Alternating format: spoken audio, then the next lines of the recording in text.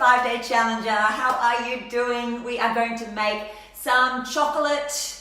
So easy. This is like my dinner party trick. Over there, got friends over, you know how you start to do the the drinking of the wine around the kitchen, or you're still getting things ready, and that's my cue, or even after dinner's finished, to come and just whip up some chocolate, pop it in the freezer, and it doesn't take very long till it's set. You can break off bits, and it's so yummy, it's so healthy. You never need to say that you can't eat chocolate ever again. And then after we made the chocolate, we'll also get into some talk about game-changing habits when it comes to food, but we're keeping it small steps here, people. Super small steps, little things that you can do, little changes that you might want to make, little things you want to implement, and maybe a couple little mindset shifts.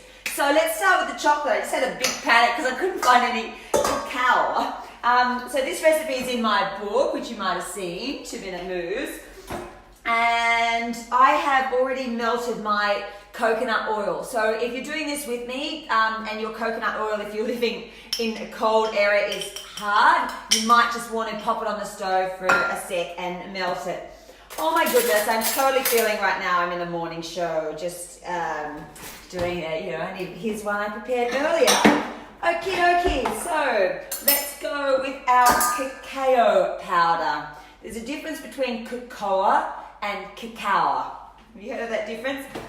Cacao is the actual what chocolate comes from, like the real source. So see if you can get it. I know Woolies sells it now. All right, I'm going to do 2 tablespoons of cacao powder, and then I'm going to get my coconut oil. Oh, actually, look how beautiful my kitchen looks. I'm going to show you something. Ready?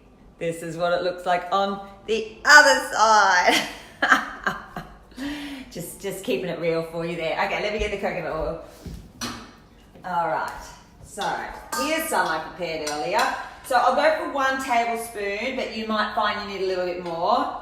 I'll just pop into there and give that a little stir up. Stir, it'll be pretty thick there. See if you can get it sort of all kind of coming together a little bit there. And now with this chocolate, so I'm only just going to make a little bit here for you because I want to make different flavors. Okay, now we're going to need some honey as well, or you can use maple syrup.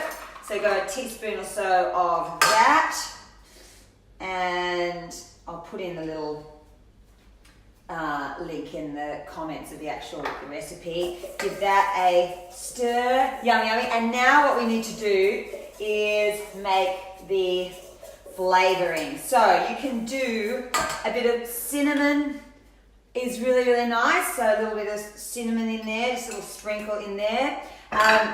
Some other options for you is to do some like vanilla powder. If you've got that, you can also use vanilla essence.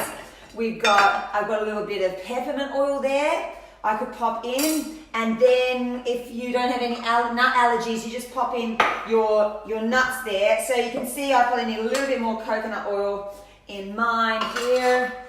Pour a little bit more in. Hold on a sec. Pour in a bit of coconut oil, and then you get that, and I'm going to put some almonds in mine. Yum! So if you like your chocolate quite thick, then you obviously don't put too much coconut oil in, and if you want it nice and thick, then a bit less. If you want more honey, less honey.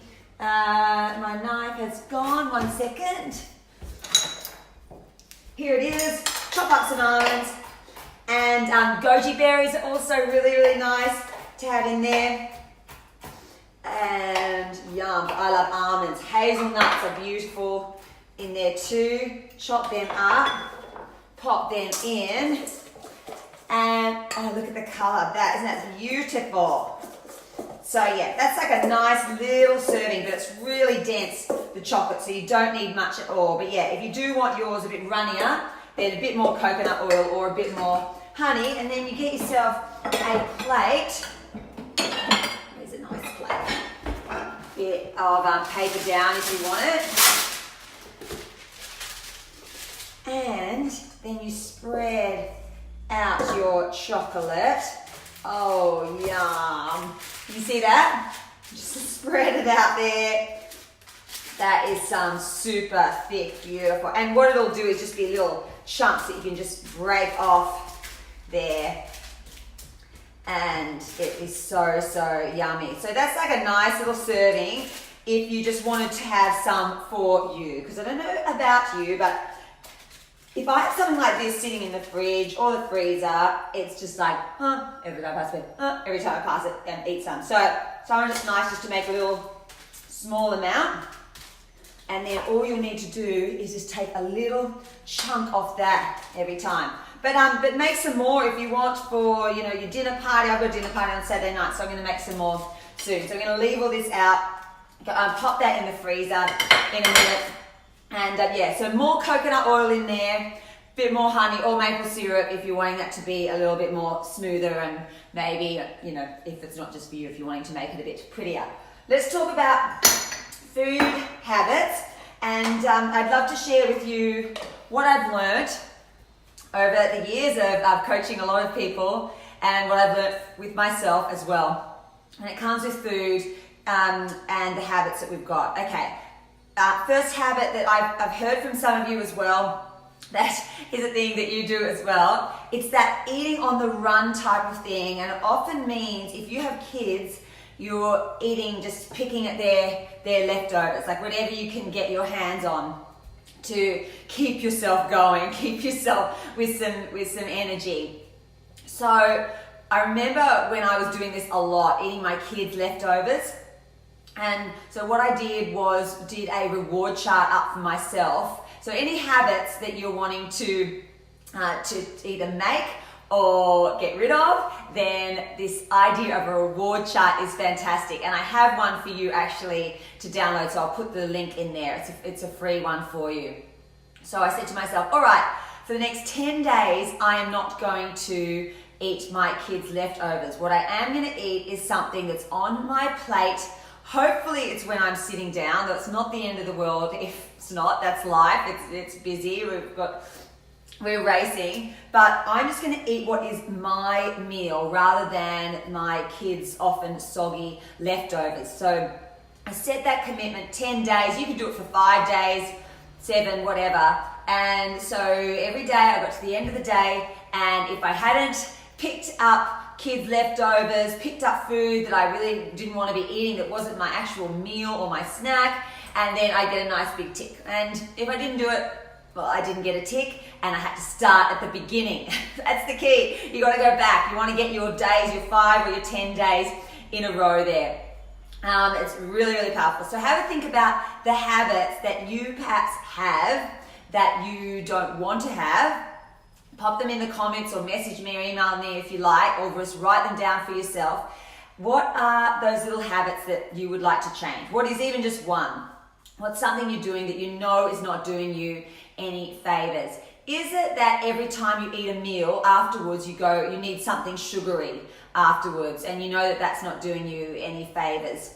Is it that you're eating your kids' leftovers? Is it a habit that you're having 1 too many glasses of wine every night and you don't want to be doing that? Have a look at that and set your little intention. Download that reward chart, and then you can see how that can help tick it off. So then you need a reward at the end.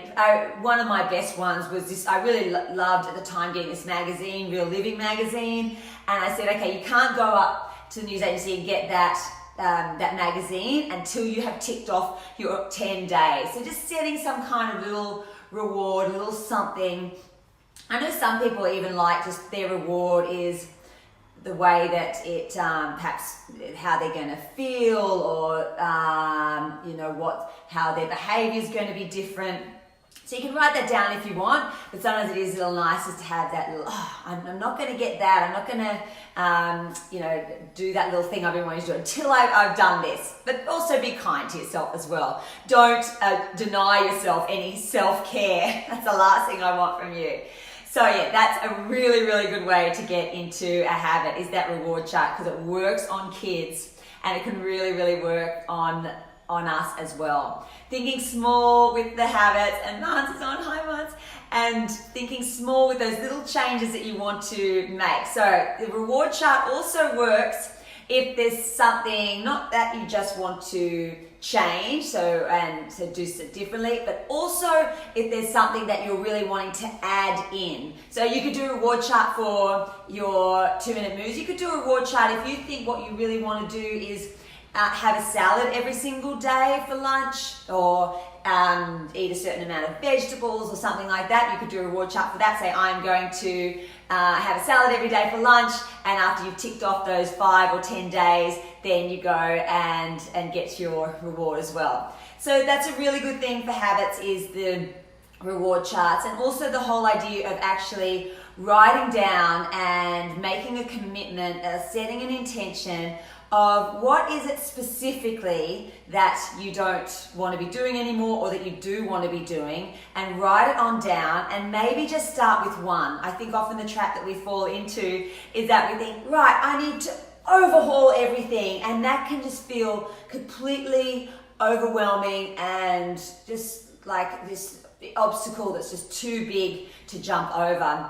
So starting with that one little habit that you want to get or that you want to change, get that reward chart, pop it on in, and celebrate even the smallest of wins. A pat on the back, a high five for yourself. Tell your friends what you're doing, and they keep that little small thing, and then perhaps after you've done that one thing, it's then, okay, what's the next thing that I want to do? And then the next thing, and then you might just fall off the bandwagon with one thing. That's totally cool. Head on back, commit to those 5 or 10 days that you're going to change, and make that new habit. Then the other thing that I promised that we'd talk about was about little game-changing ideas for food. Okay, food. It is not a black and white thing. I know it well. Definitely have had my food struggle. So how do we make it easier for ourselves to eat the way that we want to eat? So we can start by doing the habit changing of certain things. We can look at what it is that we're eating that we don't want to be eating, and digging a bit deeper and examining that, right? So is there a quick fix to changing that? Is it a case of not making a commitment to not buying it anymore? Is it a case of there's something that's triggering you to eat that, whatever it is, in the way you don't want to eat, or eat the thing you don't want to eat? Looking at that trigger and thinking, getting a bit of a strategy for that trigger as well. That is what AA is about, Alcoholics Anonymous. There's a trigger, there's a routine, and then there's the reward, the feeling that you have afterwards. So it's you look at this trigger, and then you change the routine, the thing you always do. So for example, you change having a drink to calling your sponsor. So how can you actually change that thing? If it's, just kind of after you've had a lovely lunch, going and feeling like you need to then just have all these, biscuits and chocolate or whatever, what else can you do there instead? Is it having some tea there handy, and some lovely, nice tea, peppermint? I mean, you get so many beautiful teas, and having that instead. So having a look at that, how can you change that little trigger?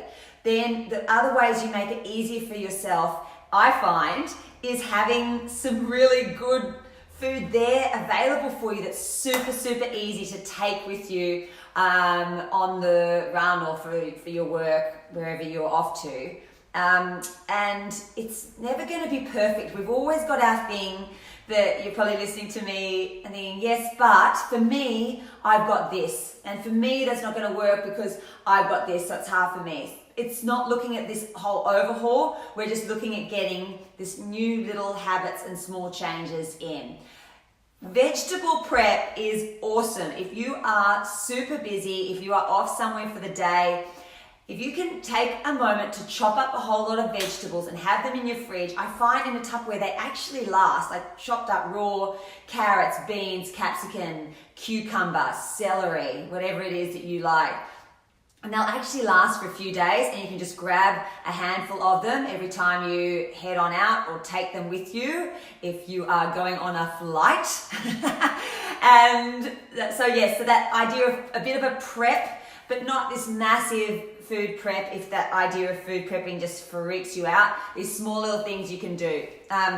If you know if you're not good at doing breakfast can sometimes be a bit of a killer for us because this is a really busy time for a lot of us. So how can you make sure that you have something really that's, going to be a really great thing to eat for breakfast, because it does in a way set you up for the rest of the day, helps your metabolism kick in. It means that you're not so hungry later on. And the idea of doing a little prep beforehand if your breakfast is not your thing, whether that is, I know someone who does a bit of a smoothie prep, so have your little bags, as long as you can reuse them, or your little Tupperwares of your little smoothie things, and pack them up, a banana, some spinach, some blueberries, whatever it is you do in your smoothie. I've got lots of those recipes in my book as well. So the other thing is this lovely idea of a breakfast jar. Have you seen that one in my book? So you soak your oats and you pop them in the fridge the night before, breakfast in a jar. Oh, my beautiful photos from my beautiful friend Tanya Lake. So you use some yogurt, some oats, some chia seeds, some milk, lots of beautiful ones like that you can do. You can also do your salads in a jar as well. So prep your salads. When is it that you do actually have a little bit of time? Because we've all got a little bit of time somewhere.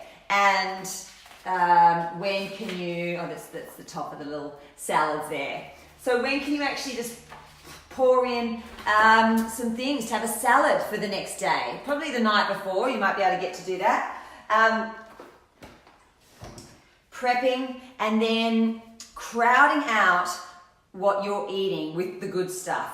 Often we are so focused on what we want to cut out of our diets, rather than looking at, okay, what is it that I need in here? And just no matter what you're eating, crowd it out with a whole lot of vegetables and protein and eggs and yummy food and some, good, beautiful pastas and that type of thing. Just that really nice food. Think of that idea of crowding out.